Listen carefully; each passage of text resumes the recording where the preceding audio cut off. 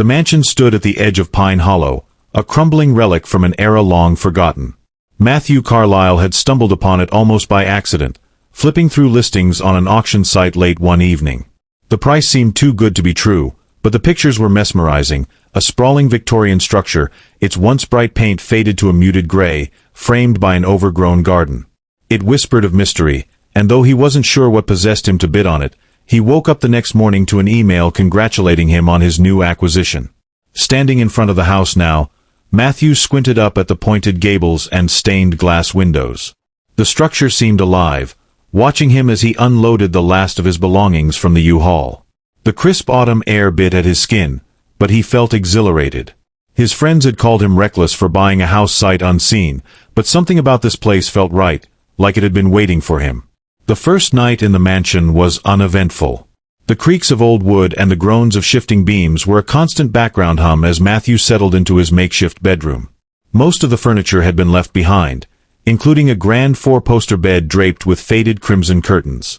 He hadn't yet unpacked the essentials, but the bed was surprisingly comfortable. As he drifted off, the wind howled through the cracks, and the sound of it mingled with his dreams. It wasn't until the second night that things started to feel odd. Matthew had spent the day exploring the mansion, discovering an array of peculiarities.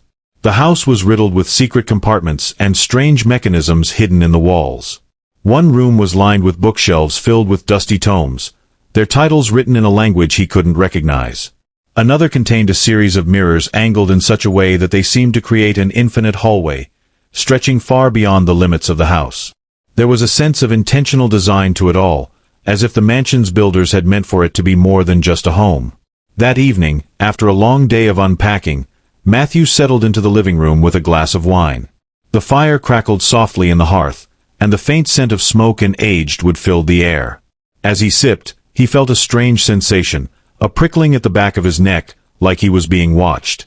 He turned, but the room was empty. Shaking it off as paranoia, he leaned back into the armchair and closed his eyes. The sound came next. A soft, melodic hum, barely audible, drifting through the walls. It was rhythmic and alien, unlike anything he'd ever heard before. Matthew's eyes shot open, and he froze. The hum grew louder, accompanied by faint footsteps. He stared at the doorway, heart pounding, as a shadow flickered just beyond the frame.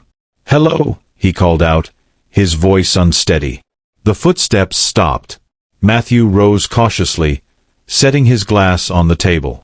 He moved toward the doorway, his pulse hammering in his ears. The hallway beyond was dimly lit by a single bulb, and there was no sign of anyone. He peered around the corner, his breath visible in the suddenly chilled air. The hum had stopped, leaving an eerie silence in its wake. Shaking his head, Matthew laughed nervously. "Get it together, Matt," he muttered, retreating to the living room. He chalked it up to the house settling. Old pipes and creaky floors had a way of playing tricks on the mind.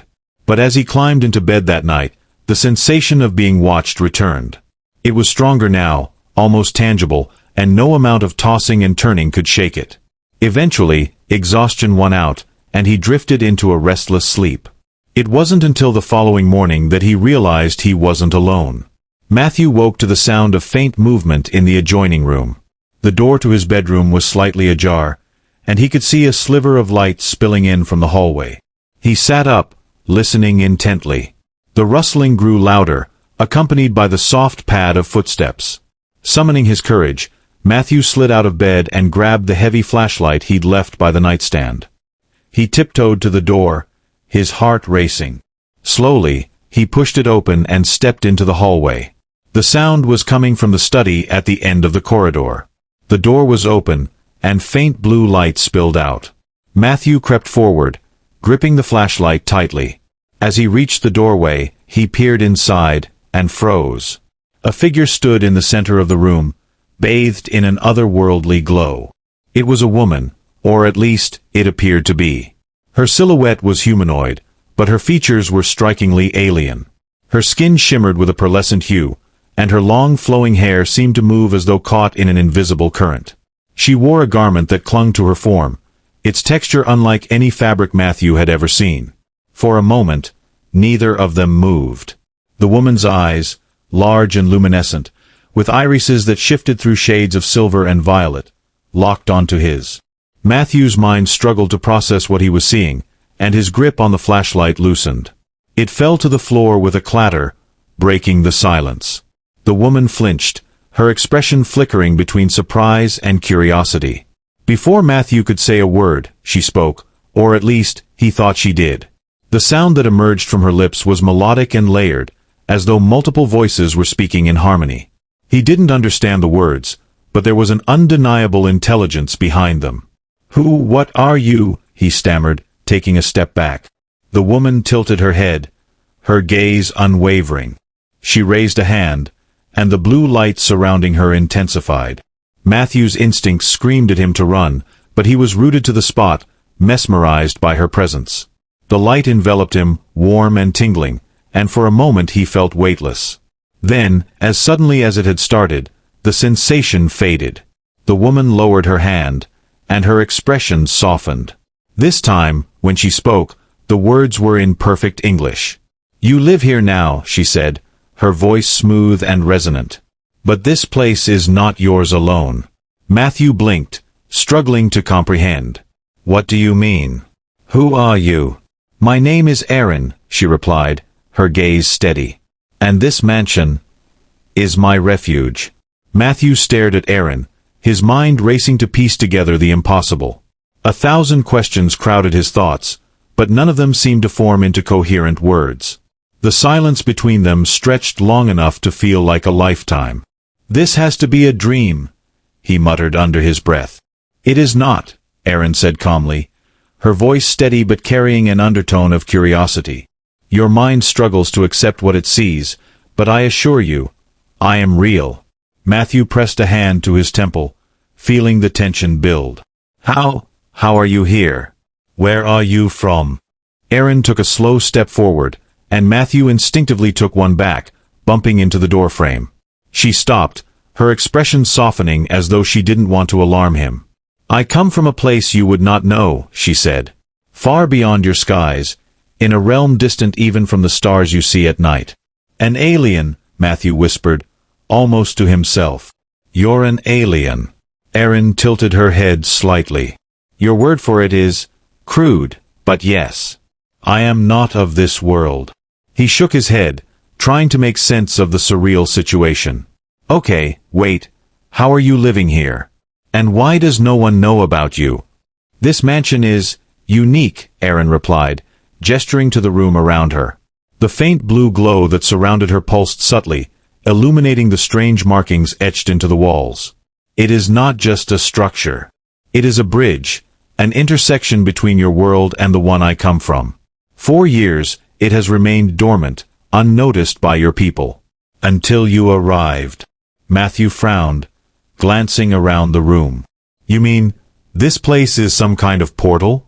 "Not exactly," she said, a small smile tugging at her lips.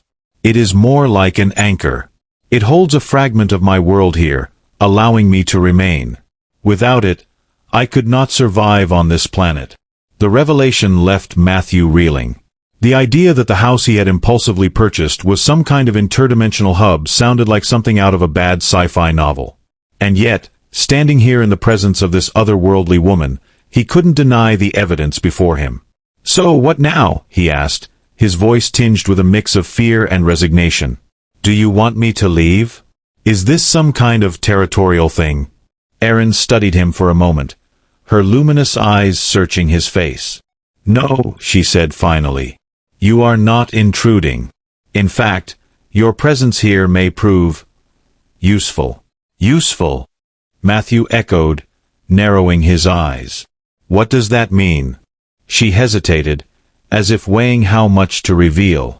"This mansion's energy has grown unstable," she admitted. "It has been weakening for some time, and I fear it will collapse completely. If that happens, I will be forced to leave, and I cannot return to my world." "Not yet." Matthew's curiosity momentarily eclipsed his fear. "Why not? What's keeping you here?" Aeryn's gaze flickered with an emotion he couldn't quite place, something between sorrow and determination. "My purpose is not yet fulfilled," she said. "There are things I must protect, things that cannot fall into the wrong hands.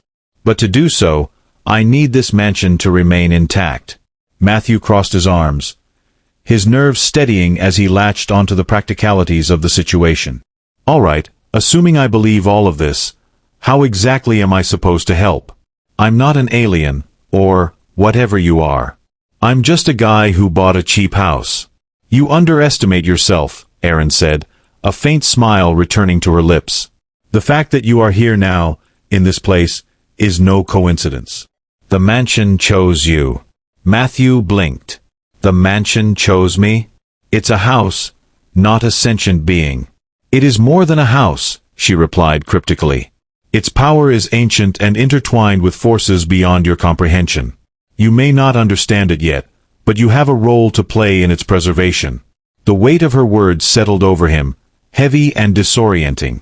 Matthew rubbed the back of his neck, unsure whether to laugh or run screaming out the door.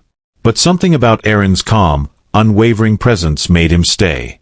Okay, he said slowly, exhaling through his nose. Let's say I'm on board with whatever this is. What exactly do you need me to do? Aeryn's expression grew serious. The mansion's energy is fragmented, scattered across its many rooms. Some of those fragments have grown unstable, and they are attracting unwanted attention. Matthew raised an eyebrow. Unwanted attention? From who? Not who, she corrected. What? Creatures from the in-between. They are drawn to the energy like moths to a flame. If they breach the barriers, they will consume everything in their path, including you. Matthew swallowed hard, his mouth suddenly dry. Great. So I bought a haunted house.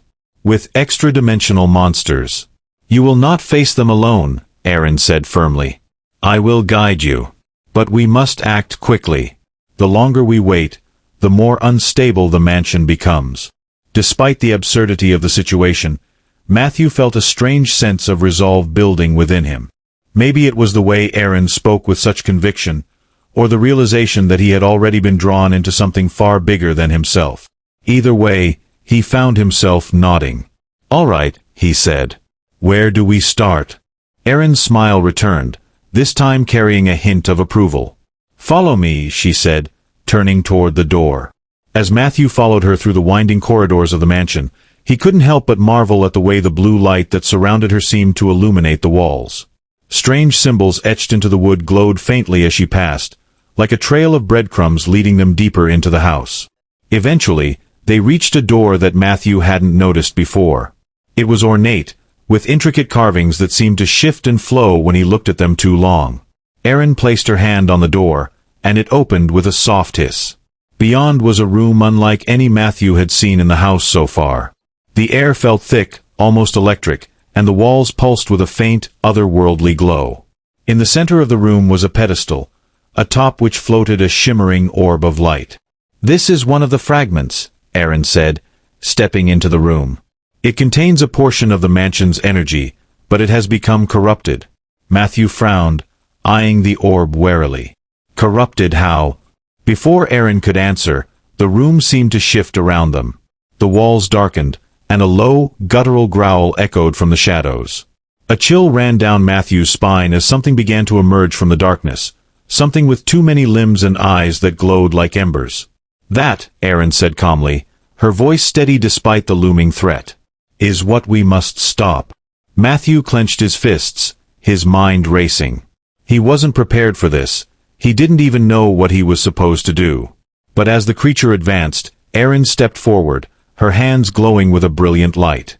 Stay close to me, she said, her voice carrying a commanding edge. And whatever you do, don't run. Matthew nodded, his heart pounding as the creature lunged toward them. The creature lunged, a mass of churning limbs and glowing ember-like eyes that exuded malice. Time seemed to slow as Matthew froze in place, unsure whether to scream, fight, or bolt. The floorboards beneath him trembled, and the strange energy in the room grew heavier, pressing on his chest like an invisible weight. Aeryn moved with precision, stepping between Matthew and the beast. Her hands, glowing with radiant blue light, rose in an almost ceremonial gesture. A pulse of energy rippled from her palms, and the creature staggered back with a guttural hiss, its limbs writhing in apparent discomfort.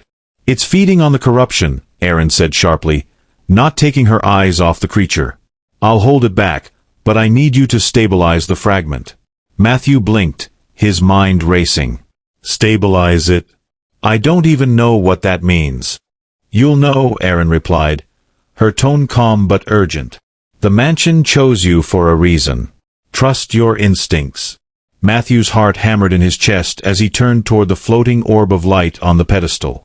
Its surface shimmered and flickered, marred by tendrils of darkness that twisted and writhed like living shadows. He approached cautiously, feeling a strange pull toward it, a connection he couldn't explain. Behind him, Aeryn unleashed another burst of energy, driving the creature back with a flash of brilliant light. The beast let out a deafening screech, its many limbs clawing at the air as it tried to advance again. "Now, Matthew!" Aeryn shouted. Matthew reached out toward the orb, his hand trembling. The moment his fingers brushed its surface, a shock of energy surged through him, and his vision blurred. He felt as though he was being pulled into the orb, his mind flooded with images and sensations. He saw glimpses of the mansion's past, its construction by hands both human and otherworldly, its role as a sanctuary for forces beyond comprehension. He saw Aeryn arriving through the shimmering veil of a portal, her expression weary but determined. And he saw the corruption spreading, seeping into the mansion like an ink stain on a page, drawing monstrous entities from the in-between. The orb pulsed beneath his hand, its energy wild and chaotic. Instinctively, Matthew focused on the connection he felt, willing the energy to calm. He didn't know how he knew what to do.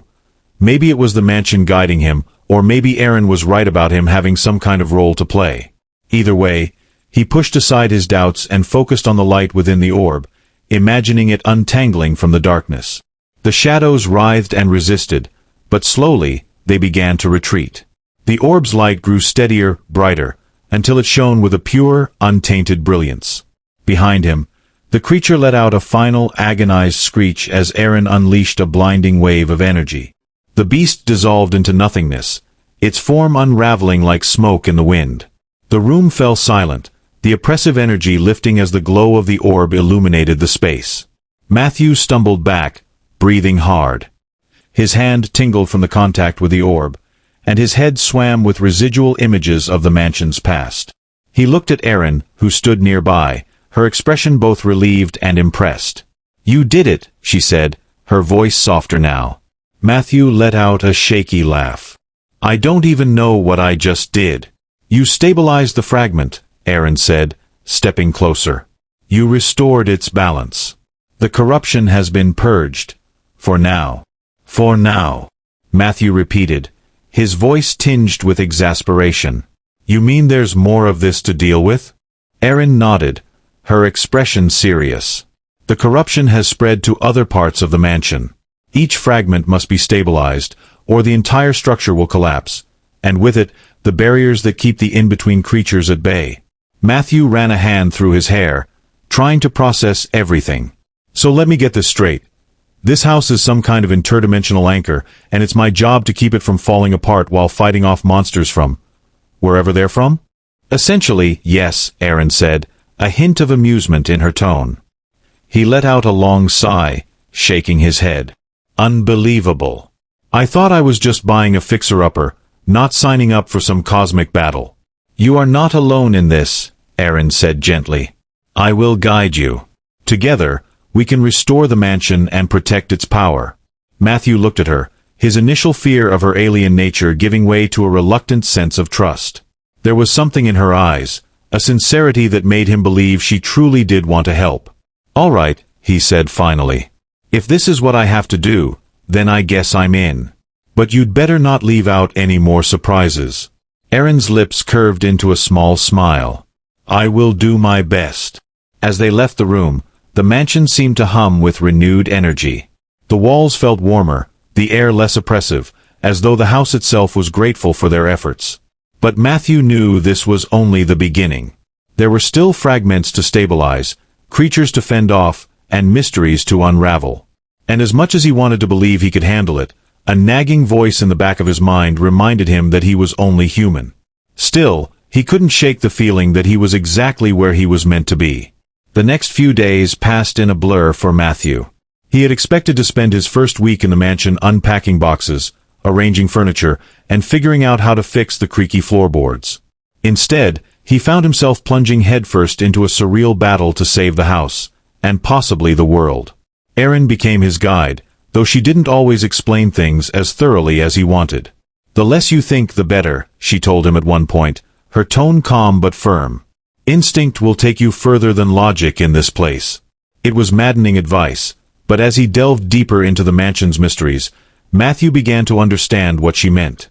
The house didn't operate by the rules of the ordinary world. Hallways that seemed to end abruptly would sometimes twist into entirely new rooms. A staircase might lead down to a basement one day and up to a hidden attic the next. The more Matthew tried to make sense of it, the more disoriented he felt. Aeryn, however, moved through the house with an ease that bordered on grace. She seemed to sense the mansion's moods, as if it were a living entity communicating with her in ways Matthew couldn't perceive.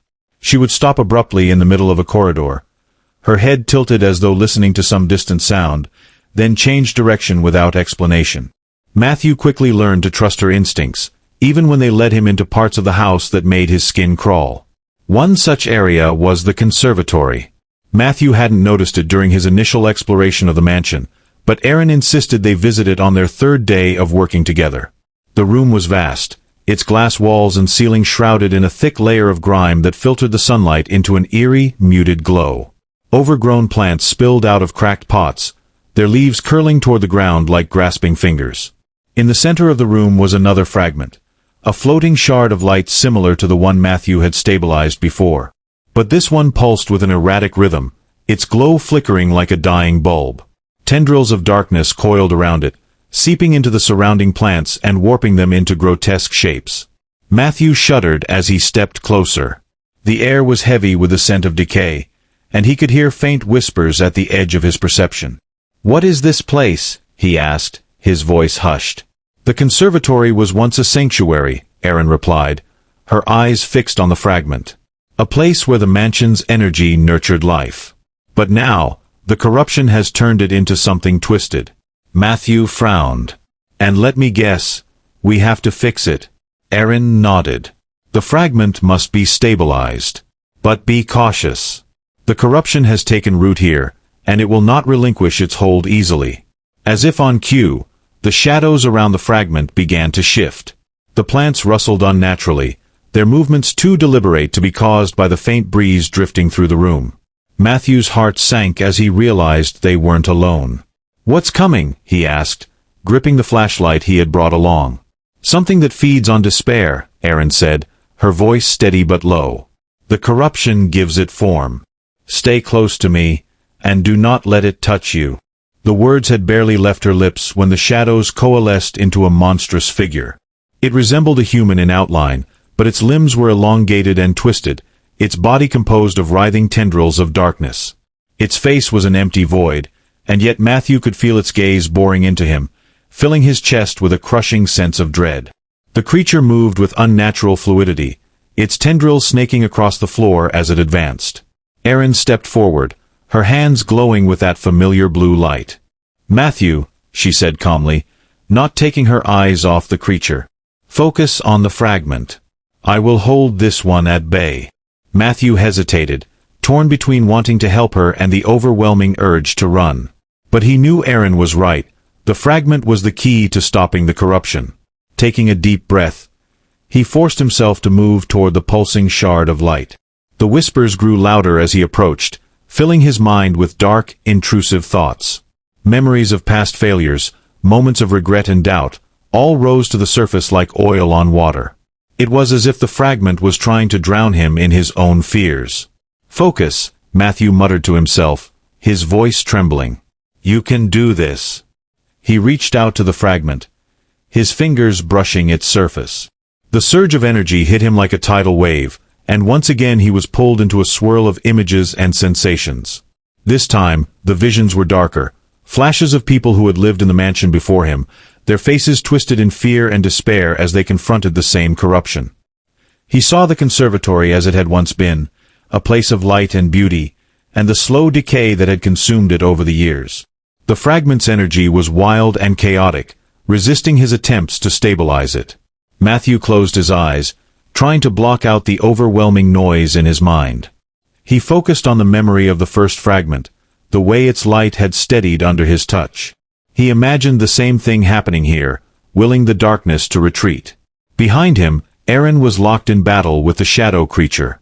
Her movements were fluid and precise, her glowing hands weaving intricate patterns in the air as she deflected the creature's attacks. But even she seemed to be struggling. The corruption in the conservatory was stronger than what they had faced before. Matthew gritted his teeth, pouring all his focus into the fragment. Slowly, the shadows began to peel away, retreating like smoke in the wind. The shard's light grew brighter, its rhythm evening out as the chaos subsided. With a final surge of effort, Matthew stabilized the fragment. The room was flooded with a brilliant light, and the oppressive atmosphere lifted in an instant. The shadow creature let out a terrible screech before dissolving into nothingness, its form unraveling like a tangle of thread. Aeryn exhaled sharply, lowering her hands. She turned to Matthew, her expression a mix of relief and admiration. "You did well," she said, her voice warm. Matthew staggered back, breathing heavily. "I don't know how much more of this I can take," he admitted, running a hand through his hair. "You're stronger than you realize," Aeryn said. "And you're learning quickly. But there is still much to do." Matthew groaned, leaning against the pedestal. "Of course there is." As they left the conservatory, the mansion seemed to shift around them, its walls glowing faintly with renewed energy. But Matthew couldn't shake the feeling that they were only scratching the surface of the challenges ahead. The corruption was spreading faster than either of them had anticipated, and the creatures it brought with it were growing more powerful. But for the first time, Matthew felt a glimmer of hope. He wasn't alone in this fight. And as strange and impossible as it all seemed, he was starting to believe that he might actually have a chance to save the mansion, and maybe even himself. The days turned into weeks, and Matthew quickly learned that life in the mansion was anything but predictable. Each new fragment they encountered brought fresh challenges, and the corruption seemed to grow more insidious with every room they ventured into. The library, once a sanctuary of knowledge, had become a labyrinth of endless shelves, the books twisting into grotesque shapes that hissed and whispered as they passed. The dining hall, with its grand chandeliers and long oak table, had been overtaken by a creeping black mold that pulsed with a life of its own. Even the mundane spaces, like the servants' quarters and the laundry room, hid horrors in their shadows. And yet, Matthew adapted. Slowly but surely, he began to understand the mansion's strange rhythms, the way its energy ebbed and flowed like a living organism. Aeryn's guidance was invaluable, but it was his own determination that carried him through the worst moments, when the creatures from the in-between grew too numerous, or the whispers of the fragments threatened to overwhelm his mind. Despite the constant danger, he found himself growing closer to Aeryn. Her alien nature, which had initially unsettled him, became a source of fascination. She shared bits and pieces of her story in quiet moments. How she had come to the mansion in search of refuge, how her own world had been consumed by a force not unlike the corruption they now fought. "I was the last of my kind," she told him one evening as they rested in the sitting room, the glow of the fire reflecting in her luminous eyes. "When my world fell, I was tasked with protecting what little remained of our knowledge and power. The mansion became my sanctuary, and I have guarded it ever since." Matthew had listened in silence, the weight of her words settling heavily on him. He couldn't imagine the kind of loss she had endured, nor the loneliness that must have come with being stranded in a world so different from her own. "You're not alone anymore," he had said finally, the word surprising even himself. Aeryn had smiled then, a rare, genuine smile that warmed the room in a way no fire ever could. But their partnership was not without its challenges. Aeryn's cryptic nature often frustrated Matthew, especially when she withheld information she deemed unnecessary or dangerous for him to know. She insisted on keeping certain rooms off-limits, claiming they were too unstable for him to handle. "Why won't you just tell me what's in there?" Matthew demanded one day as they stood before a locked door in the east wing. The wood was cracked and splintered, as though something on the other side had tried to claw its way out. "Because you're not ready," Aeryn said firmly, her gaze unwavering. "Not ready." Matthew shot back, his frustration bubbling over. "I've faced shadow monsters, living nightmares, and whatever that thing was in the basement. What more could you possibly throw at me? This is not about your courage, Aeryn replied, her tone softer now. It's about your connection to the mansion. There are forces at work here that even I do not fully understand. If you rush in without preparation, you could lose yourself, and I will not let that happen. Her words silenced him, though his frustration lingered. He knew she was trying to protect him, but it was hard to shake the feeling that she was keeping him in the dark. Despite the tension, they pressed on, tackling one fragment after another. Each victory brought a sense of accomplishment, but it was always tempered by the knowledge that the corruption was still far from eradicated. It wasn't until they reached the grand ballroom that things took a turn for the worse. The room was breathtakingly beautiful, even in its corrupted state. A massive chandelier hung from the ceiling, its crystals darkened and tarnished, casting fractured light across the marble floor. The walls were lined with ornate mirrors, their surfaces warped and cracked, reflecting distorted versions of the room. In the center of the ballroom floated the largest fragment Matthew had seen yet. It pulsed with a sickly green light, its energy radiating outward in waves that made the air feel heavy and oppressive.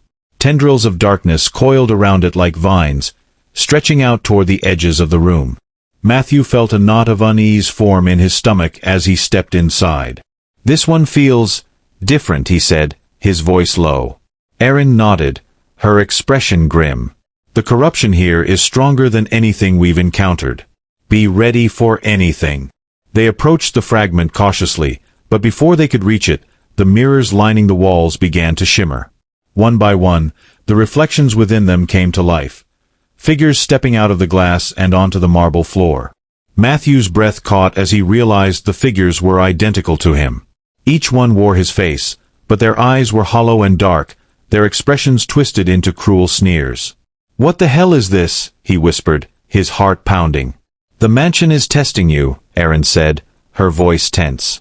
"These are manifestations of your own doubts and fears. They will try to break you." The doppelgangers moved in unison, circling Matthew like predators stalking their prey. Their voices overlapped in a haunting chorus, each one whispering his deepest insecurities. "You're not strong enough to save this place. You'll fail, just like you've failed before. She doesn't trust you. She never has." Matthew clenched his fists, the whispers gnawing at his resolve.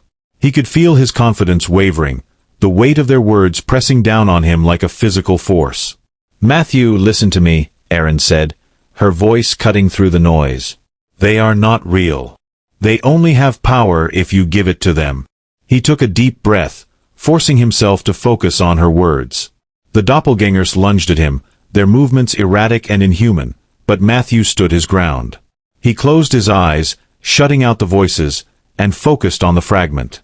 The connection came more easily this time, as though the mansion itself was guiding him. He reached out with his mind, willing the fragment's energy to stabilize. The darkness resisted, but he pushed harder, drawing strength from the bond he had forged with the house. The doppelgangers let out a collective scream as the fragment's light grew brighter, flooding the room with a brilliant glow. One by one, they dissolved into shadows, their whispers fading into silence. When the light finally subsided, the fragment hovered before him, its energy calm and steady. The ballroom was quiet once more, the mirrors now reflecting only empty space. Aeryn approached him, her expression unreadable. "You did it," she said softly. Matthew let out a shaky laugh, his knees threatening to give out beneath him. "I'm starting to think I should have just bought a condo." Aeryn smiled faintly, placing a hand on his shoulder. "You're stronger than you know, Matthew. The mansion chose well." He looked at her, the weight of her words sinking in. For the first time, he felt like he truly belonged in the mansion, not as an intruder, but as its protector. But deep down, he knew their journey was far from over. The mansion still held secrets, and the corruption was still spreading. Whatever lay ahead, he would face it, because he wasn't just fighting for the mansion anymore. He was fighting for her.